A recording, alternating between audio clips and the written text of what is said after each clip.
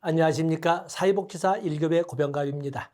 이번 시간에는 1과목 사회복지 기초, 그중에 1교과인 인간행동과 사회환경, 그중에 4편 사회환경, 교재에서는 체계라고 이렇게 적어놨습니다만 사회환경을 다뤄보도록 하겠습니다.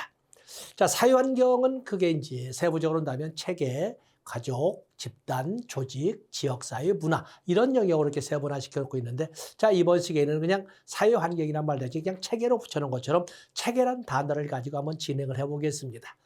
한번 지금 현재 제목으로서는 사회체계 이론이라고 적었습니다만 한번 체계에 대해서 먼저 일괄 정리해보고 그리고 사회체계를 보겠습니다. 자, 우리가 체계라고 할 때 영어, 여러분들 뭐 영어 아니까 시스템 또는 이 체계를 또 체제, 뭐든 체제, 또 그러면 제도, 뭐 이렇게도 다 쓰고 있지 않습니까? 때문에 영어를 뭐라고 쓰니까. 근데 유별나게 사회복지 쪽에 와던 체계란 말을 쓰기 때문에 제가 뭐 한자권에 능통한 이런 해석 여지가 없기 때문에 그냥 저도 체계라고 쓰겠습니다. 체계 이론에는 크게 일반적인 체계 이론이 있는가 하면 그런 일반적인 체계 이론을 우리가 현재 살고 있는 사회와 접목시킨 사회 체계 이론이 있고, 그런가 하면 주로 기능적 측면에서 환경과의 상호작용성에 집중해서 이론을 전개하는 생태 체계 이론이 있습니다. 우리가 보면 첫 번째 일반 체계 이론이라고 하는 것은 일반 체계란 말보다는 일반적인 체계 이론 또는 체계 이론의 기초 이렇게 보시면 됩니다. 일반 체계 이론은 이것은 체계 또는 시스템의 구성 요소를 분석하는 것이 일반적인 체계 이론입니다. 본서에서는 일반적인 체계 이론을 첫 번째 목차인 것처럼 사회체계 이론의 한 영역, 그렇기 때문에 일반 체계 이론을 사회와 접목시키기 때문에 사회체계 이론이 하기 때문에 체계 이론의 구성 요소들을 가지고 또는 이 세계의 구성 요소들 간의 관계에 초점을 두고 진행하는 것이 일반 체계 이론이라고 합니다. 그에 비해서 사회체계 이론, 교재 첫 번째 목차 사회체계 이론은 이것은 소위 일반 체계 이론을 실사회와 접목시킨 또는 연결시킨 이런 이론을 사회체계 이론이라고 합니다. 그에 비해서 우리가 생태라고 하는 것은 환경적 측면을 생태라고 표현을 하는데 그래서 생태체계 이론, 생태체계 이론이라고 하는 것은 이것은 체계와 이 체계가 사유든 아니든 간에 체계와 환경 간의 상호 작용성에 초점을 두고 이론을 전개할 때 생태체계 이론이라고 하고 있습니다. 뭐 뒤에서 보겠지만 뭐 일반 체계 이론에 대한 학자들은 워낙 많지만 사회체계 이론에서는 우리가 탈코트 파슨스의 이론을 주로 정리를 할 것이고, 그리고 생태체계 이론에서는 브롬펜 브레넌의 이론을 중심으로 이 정리를 해나갈 겁니다. 자, 그래서 우리가 교재를 나가기 전에 먼저 일반 이론, 물론 교재를 통해서 주름 긋겠습니다만 일반 체계 이론을 본다면 먼저 도대체 체계라고 하는 것은 어떠한 구성요소, 실적으로 시스템이라고 하는 것은 무수히 많은 구성요소로 이루어져 있으며 이들 구성요소들 간의 상호작용을 통해서 무언가의 실체를 만들어내는 것을 체계, 시스템, 체제, 제도라고 설명하고 있는 것입니다. 자, 먼저 우리는 일반 체계 이론, 교재에 다 되어 있습니다. 페이지 넘기면서 주름 긋겠습니다. 한번 여러분 손으로 직접 판서를 해보시면서 노트 정리를 해보시면서 복습 겸해서 교재를 넘기도록 하겠습니다. 자, 일반 체계 이론을 가지고 보겠습니다.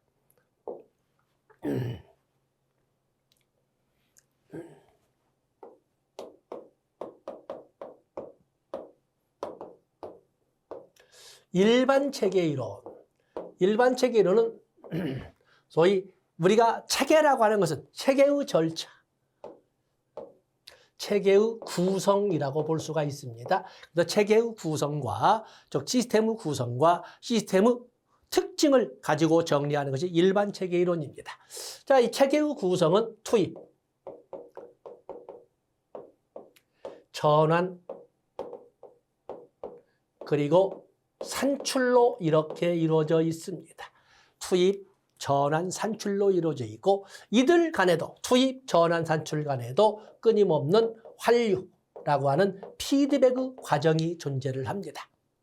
가장 기본적인 시스템을 말하는데 이 기본적인 시스템을 둘러싸고 있는 이 보이지 않는, 지금 저는 흰색으로 보여줬습니다만 보이지 않는 관념의 선을 바운더리, 경계라고 합니다. 경계. 이를 경계 바운더리라고 하는데 경계의 외곽을 우리는 이를 환경이라고 하고, 환경. 이 경계를 중심으로 해서 환경과 이 시스템은 끊임없이 인터페이스, 상호 작용을 하게 되는 겁니다. 만약에 시스템이라고 하는 것이 투입, 전환, 산출, 그리고 환류로만 이루어졌다고 본다면 이것을 우리는 폐쇄체계라고 합니다. 우리는 체계를 폐쇄체계와 개방체계로 나눠보는데 그 구별의 기준점은 환경과 상호작용성이 있느냐 없느냐를 가지고 보는 거예요. 그래서 상호작용이 없이 이 경계 범위 내에서 자기들끼리 투입, 전환, 산출, 환류, 수입, 전환 이렇게만 돌아가는 것은 폐쇄체계라고 하는 것이고 이 폐쇄체계와 더불어서 환경과 상호작용을 계속하고 있다면 이를 우리가 개방체계라고 부르고 있는 것입니다. 어쩌면 폐쇄체계라고 하는 것은 이론으로만 존재하는 것이라고 볼 수가 있습니다. 이 세상에는 환경으로부터 제로 베이스에서 아무런 연관성이 없는 것은 존재할 수가 없습니다. 뭐 우리나라 공주 어디인가 뭐 수직갱으로 200 몇십 미터 우주 입자를 연구하는 데가 있다는데 거기마저도 빛은 돌아다닌다고 합니다. 그렇기 때문에 우리가 이론적으로는 폐쇄체계를 정리할 수 있으나 현실적으로 폐쇄체계는 존재하지 않는다 이렇게 보고 있는 겁니다. 또 그런가 하면 이 체계의 특징, 다 이게 교재에 다 있습니다만 체계의 특징, 체계라고 하는 것은 무수히 많은 구성 요소들이 서로 상호작용성 또는 상호 의존성을 가지고 존재를 합니다. 서로 돕고 돕는 관계를 통해서 이 체계는 형성되어 있고 모든 체계라고 하는 것은 유계성이 있습니다. 유계성.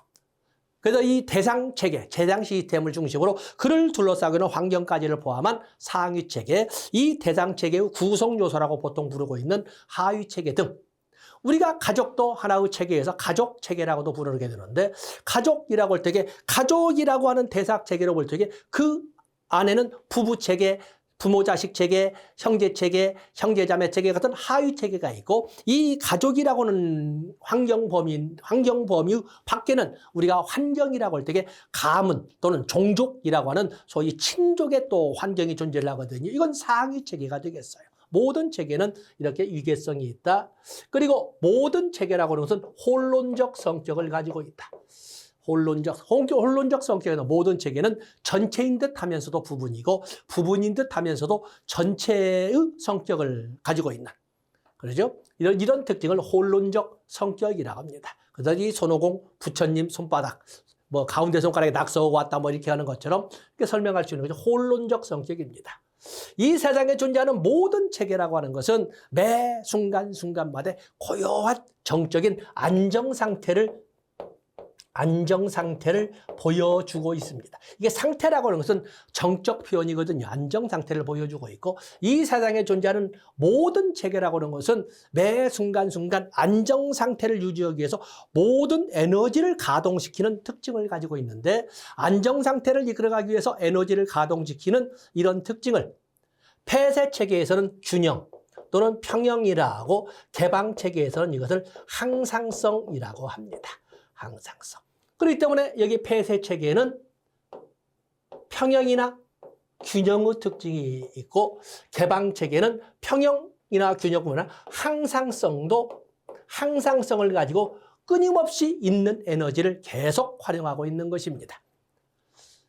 그런가 하면은 이 세상에 존재하는 모든 구성요소는 무수히 많은 구성요소를 이루었지만 그들 구성요소 하나하나가 또는 그들 구성요소로 인해서 만들어진 실체가 언젠가는 숙명적으로 사라지게끔 되어 있습니다.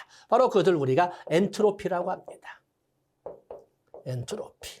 언젠가는 필름도 지워지고 언젠가는 고병갑이란 이름도 사라지고 언제까지 내가 천년 만년 이 사회복지계에 존재할 수 있는 사람은 아닌 거거든요.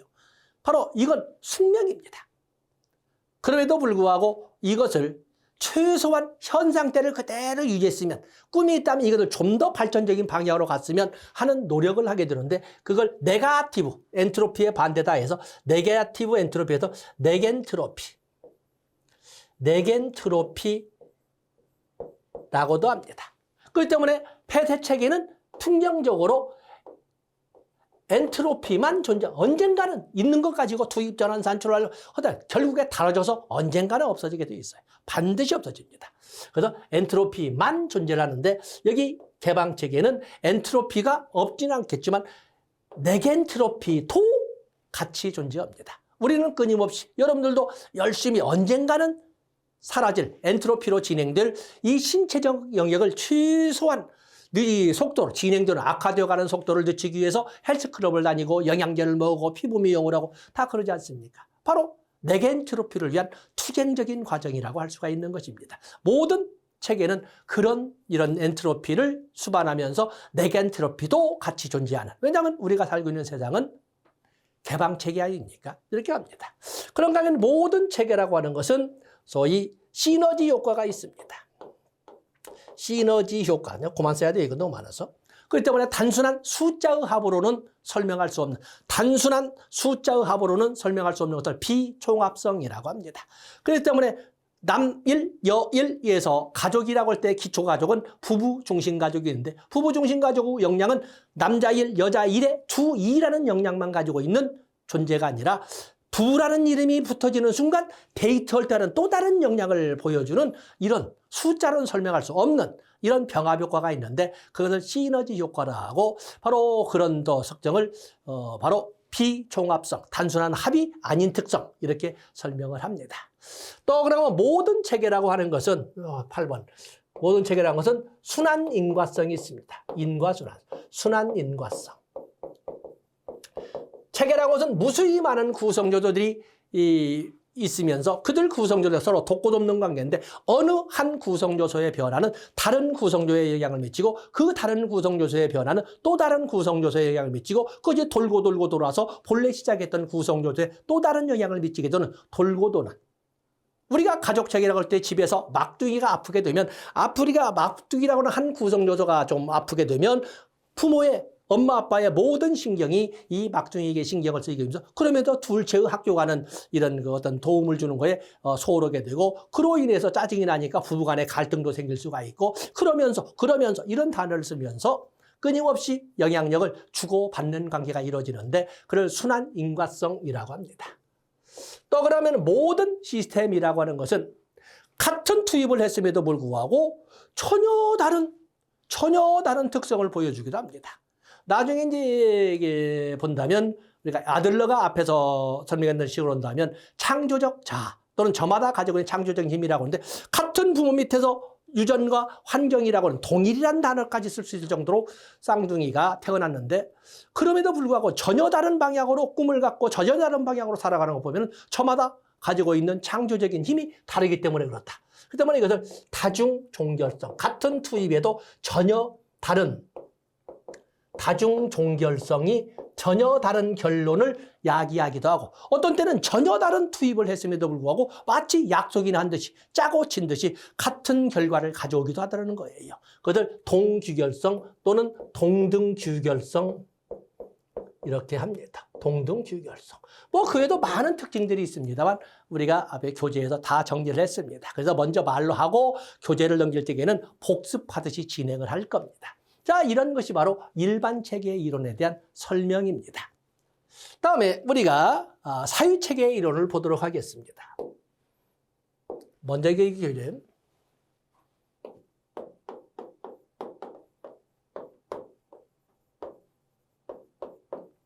사유체계 이론이라는 것은 특히 대표적으로 탈코트 파슨스에 의해서 나와 있는데, 바로 체계 이론을 또는 체계의 기초 이론을 사유에 접목시킨 것을 말합니다. 탈코트 파슨스는 사유체계의 구성을 문화체계, 사회체계, 인격체계, 그리고 행동적 유기체. 유기체로 구성되어 있다라고 이렇게 이론을 전개했습니다. 문화라고 하는 것은 곧 이어서 배우겠습니다만은 공동체 구성원들이 공유하는 삶의 방식을 이렇게 문화라고 합니다. 문화이기 때문에 같은 시 공간 범위에서 살아가는 사람들은 절대적으로는 않겠지만 일반적으로 공유하는 삶의 방식이기 때문에 최상위의 또는 포괄적 성격의 환경을 문화체계라고 설명합니다.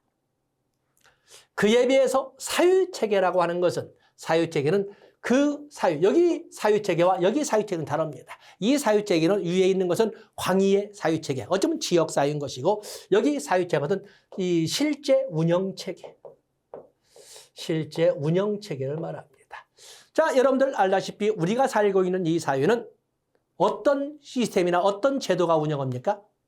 정치제도가, 경제제도가, 교육제도가, 문화제도가, 군사제도가, 세무제도가 많은 이런 제도라고 불리는 많은 체계라고 불리는 많은 체제라고 불리는 시스템이 실제 우리가 살고 있는 이 지역사회를 운영하고 있지 않습니까? 바로 그렇기 때문에 이 지역사회는 당연히 정치제도도 있고 경제제도도 있고 교육제도도 있고 국방제도도 있고 복지제도도 있고 뭐 세무제도도 있고 많은 이런 제도들이 있지 않습니까? 실제 우리가 살고 있는 사회를 운영하는 시스템을 이렇게 사회체계라고 좁은 의미로 설정을 합니다. 다음에 인격체계라고 하는 것은 역할 담당자를 말합니다. 역할 담당자. 어쩌면 이 인격체계, 사람 가치를 가진 체계는 정식 구성원이라고 할 수가 있습니다. 자, 여러분 알다시피 대한민국 국민은 5천만 이렇게 뭐 제2의기까지 해서 5,200만 뭐 이런 설명을 하고 있는데 대한민국 국민 5천만을 실질적인 대한민국 국민이라고 할 수 있는가? 적어도 대한민국 국민이라면 국적법에 의해서 대한민국 국민으로 인정받는 것 말고 실질적인 대한민국 국민이기 위해서는 의무를 이행한 대가로 권리부여가 인정된 권리부여의 권한을 인정받은 사람들만 대한민국 국민이라고 할 수 있습니다. 그러면 우리는 민법상 미성년자라고 권리의 주체가 될 수 없는 미성년자라고 하는 것은 18세 미만 뭐 여러 가지 나와 있지 않습니까? 어린애들은 아직은 세금을 안 내잖아요. 우리가 이행해야 될 의무의 고전적 의무는 납세 의무와 국방 의무가 있고 그 외에도 현대적 의무로 교육의 의무, 근로의 의무, 환경보전의 의무, 양성평등의 의무 뭐 등등 또 그러면 공공복리, 재산권 행사의 공공복리 적합의 의무 이런 등등이 현대적 의무로 존재하고 있거든요. 그런 의무를 행사했기 때문에 권리를 행사할 수 있도록 국가로부터 인정받은 것이거든요. 그 사람들을 우리는 정식 국민이라 하고 그 사람들을 정식 인격체계라고 합니다. 그러면 미성년자, 아직은 세금을 낸 적도 없고 아직 군대를 간 적도 없고 아니면 노인, 64세까지는 그래도 고용보험료를 통해서 실업급여 보험료의 일부를 내고 이제 그렇습니다만은 65세가 넘었으면 보험료도 내지 않잖아요. 그러면 그 사람들은 그동안에 이 후대들이 살 수 있는 이 시간 생활 공간을 만들어줬던 대가로 국가 사유의 지원을 받아 살 수 있도록 그리고 살아가도록 만들어진 거잖아요. 그 때문에 정식 국민이라고 하기에는 너무 좀 잔인한 얘기 같지만은 어려운 거 아니겠습니까? 실질적으로는 우리가 납세 의무와 국방 의무부터 실현해서 상한선 64세 정도까지를 정식 국민, 정식 사람 가치를 하는 체계라고 할 수가 있는 것입니다. 나머지는 존재하는 것들이라고 할 수가 있는 거예요. 예비 자원들. 그러죠? 예비 자원들이라고 할 수가 있습니다. 이 세상은 이렇게 구성되어 있다고 보는 것이 사유체계 이론입니다. 그러면 사유체계마다 무수히 많은 사유체계마다 무수히 많은 이런 그 역할들을 수행하라는데 그중에 이 어느 사유든 간에 수행하는 체계가 있습니다. 그것을 이렇게 우리가 설명할 적에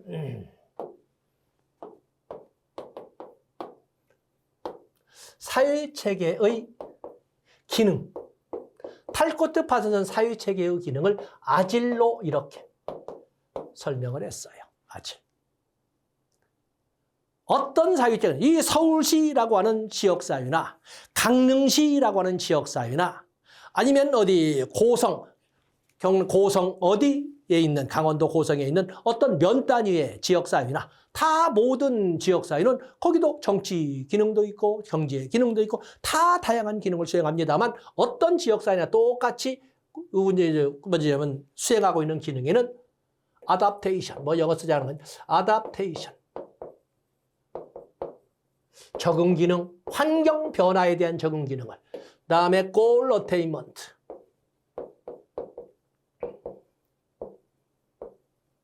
목표 달성 기능, 인테그레이션, 통합 기능, 또 레이턴트 패턴, 메인티넌스, 유형, 잠재된 기능의 유지 기능. 이 네 가지 기능은 어떠한 지역사유나 어떤 사유체계나 공통적으로 수행하는 기능으로 보고 있습니다.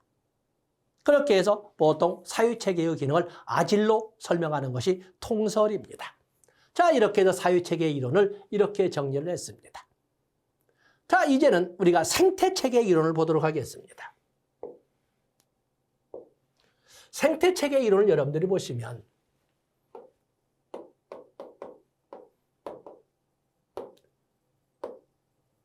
자, 생태체계 이론을 보시겠습니다. 특히 대표적으로 이건 브롬펜 브레너. 브롬펜 브레너에 의해서 체계화된 이론이라고 하는데 이 생태체계 이론은 환경과의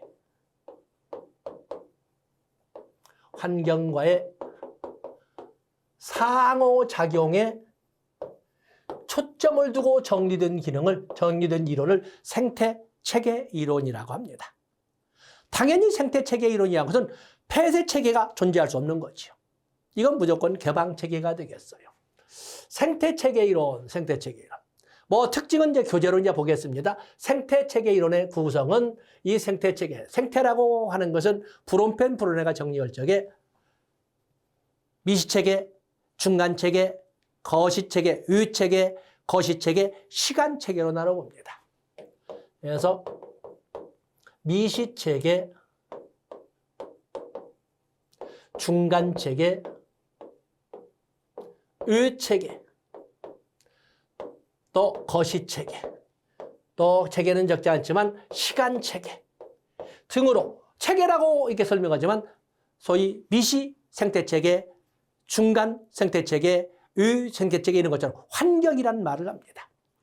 미시체계라고 하는 것은 직접적 접촉을 통해서 영향력을 행사하는 환경은 미시체계라고 봅니다. 미시체계라고 하는 것은 생애 주기가 바뀌어질 때마다 미시체계는 바뀌어요. 신생아, 영아기의 미시체계는 누구겠어요? 양육자. 그중에서 특히 엄마겠죠. 그러다가 좀 이제는 눈도 돌리고 또 기어다니기도 하면서부터는 이제는 그 미시체계가 직접적 접촉을 통해서 영향력을 행사하는 엄마, 아빠. 또 대가족 같으면 뭐 형, 누나, 또 할아버지, 할머니 등이 이렇게 미시체계가 될 거예요. 직접적 접촉을 통해서 영향력을 행사하는 시스템을 미시체계라고 합니다. 중간체계라고 하는 것은 2개 이상의 미시체계들 간의 연관성, 관련성을 중간체계라고 합니다. 부모의 양육 태도와 부모라고 하는 것은 가족 내에서 이 자녀와 직접적 접촉을 통해서 영향을 미치는 미시체계가 되겠어요. 그러면서 학교에서 선생님과의 관계, 학교에서 선생님은 역시 이 아동에게 직접적 접촉을 통해서 영향을 미치는 미시체계가 되겠어요. 아니면 학교에서 친구들과의 관계, 역시 친구들도 직접적 접촉을 통해서 영향을 미쳐요. 부모의 양육 태도가 그야말로 가정적이고 따사로운가 아니면 거칠어운가 아니면 폭력적인가에 대해서 그 따위 영향력은 학교에서도 또 다른 영향을 미치게 되는 거거든요. 바로 이런 것처럼 두 개 이상의 미체계들 간의 관계로 표현하는 것을 중간체계라고 합니다. 다음에 위체계는 직접적 접촉이 없이 간접이라고 쓰겠습니다. 간접 접촉을 통해서, 간접적 접촉을 통해서 영향력을 행사하는, 간접적 접촉을 통해서 영향력을 행사하는 이 시스템은 우리가 위체계라고 합니다. 아빠의 회사, 아빠와 회사는 애들과 직접적 접촉이 있을 수가 없는 거죠. 아빠를 거쳐서 애들에게 회사 사정이 아주 어려우면 아무리 인상을 쓰지 않으려 해도 아빠 얼굴이 시커멓게 타가지고 아니면 피곤에 쩔어서 아니면 스트레스가 쌓여서 이렇게 돌아오게 되고 그 영향력은 애들에게 보이는 눈빛으로 이렇게 나타나게 되거든요. 엄마의 계모임에 만약에 엄친아나 엄친딸이 있는 엄마 친구가 있다. 엄마가 계모임에 갔다만 오면 스트레스 쌓여서 짜증을 내네. 바로 이런 것들은 위체계라고 합니다. 직접적 접촉이 없이 간접적 과정을 통해서 영향력을 행하는 위체계라고 합니다. 거시체계라고 하는 것은 보통 문화처럼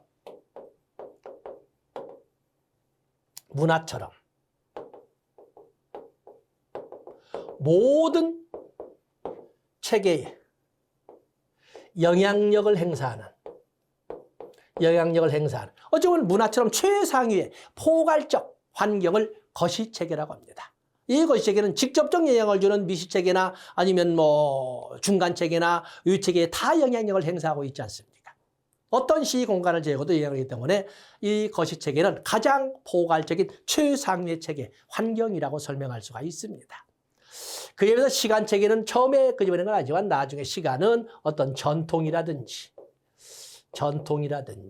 어떤 경륜이라든지 이런 또 역사라든지 이런 등 시간의 관점을 시간의 개념에서 영향력을 행사하는 환경은 시간체계라고 설명을 합니다. 그 때문에 우리가 보면 가능하면 어느 동네에 사느냐. 요즘은 많은 혁신도시가 등장하고 제3혁신도시 이렇게 아파트값이 올리니 어쩌는 게 있지만은 많은 사람들은 왜 성북동을 이렇게 선호할까? 이런 것도 보면은 유구한 역사를 가진 동네로 가면은 동네 분위기가 차분하고 조용하고 점잖하고 이러니까 애들에게 미치는 영향들도 참 좋을 것이다. 즉 주거 환경이 좋다는 것은 내 자녀들에게 나의 삶의 질에 있어서도 아주 긍정적일 것이다 라는 믿음이 있기 때문에 이런 역사와 전통 또는 유구한 역사와 전통을 가진 이런 표현을 선호하고 있지 않습니까? 바로 그런 환경, 시간의 관념을 가지고 영향력을 행사하는 환경을 시간체계라고 설명했던 겁니다. 누가? 브롬펜 브레너가. 자, 이런 것처럼 우리가 체계로서 설명할 수 있는 그 범위를 보면 가장 가까운 거리에 있는 체계는 가족이 있죠. 가족. 그런가 하면 가족의 범위를 벗어나서 사람들과 만나면서 어린 시절에는 만나면서 만남부터 시작하고 그냥 만날 것이 아니라 뭔가 하면서 만날까? 나중에 목적을 이렇게 설정하는 이런 모임이 만들어지는 그걸 집단이라고 합니다. 집단은 뒤에 배우겠습니다. 이 집단에는 자연 집단과 형성 집단이 있습니다. 자연 집단이라고 하는 것은 먼저 모임, 만남을 만든 다음에 목적을 설정하는 거죠. 그냥 만날 게 아니라 우리도 뭔가 해보지. 어때? 우리가 만나서 그냥 놀 게 아니라 뭔가 청소하면서 놀자. 이렇게 할 수도 있는 거예요. 이렇게 해서 모임부터 시작되는 것은 자연 집단이라고 하는 것이고 그게 아니라 형성 집단이라고 하는 것은 먼저 목적 자체를 설정한 다음에 목적 달성을 위해서 모임을 형성하는 것은 형성 집단이라고 하는 겁니다. 뒤에 이제 실천론을 다 배우게 될 겁니다. 또 그런 거 하면 행정론이라고 하는 조직. 조직이라는 것은 사회복지 행정론에서 다루게 되고 출제 이런 좀 그렇습니다만은 이 사회복지 조직, 호혜 조직이냐 아니면 영리 조직이냐 이런 등등 다양한 표현서는 또 양자는 복수의 구성원이 공동체 의식 속에서 집단은 공통의 관심사를 조직은 공통의 목표를 위하여 지속적으로 상호작용하는 실체라고 어디에 초점을 둔다? 집단은 공통의 관심사. 다음에 조직은 공통의 목표라는 용어를 써서 지속적으로 상호작용하는 실체라고 설명하는 것이 이렇게 양자의 차이가 되겠어요. 그런가 하면 거시적으로 우리는 지역사회, 커뮤니티가 있지요. 지역사회. 요즘에는 지역사회를 커뮤니티란 말을 공동체라고 이게 출제를 하기도 합니다. 그래서 문제가 나올 때에 지역사회라고 출제가 되든 공동체라고 출제가 되든 그래서 지역사회와 공동체.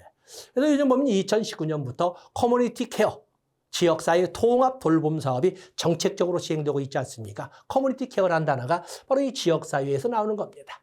그러면서 모든 앞에서 배운 것처럼 사회체계에서도 배웠고 아니면 뭐 생태체계에서 배운 것처럼 가장 모든 구성원들에게 모든 시스템에게 영향력을 같이 행사하는 최상위의 포괄적 체계를 우리가 문화라고 공동체 구성원들이 공유하는 삶의 방식이나 생활 양식을 바로 문화라고 설명했습니다.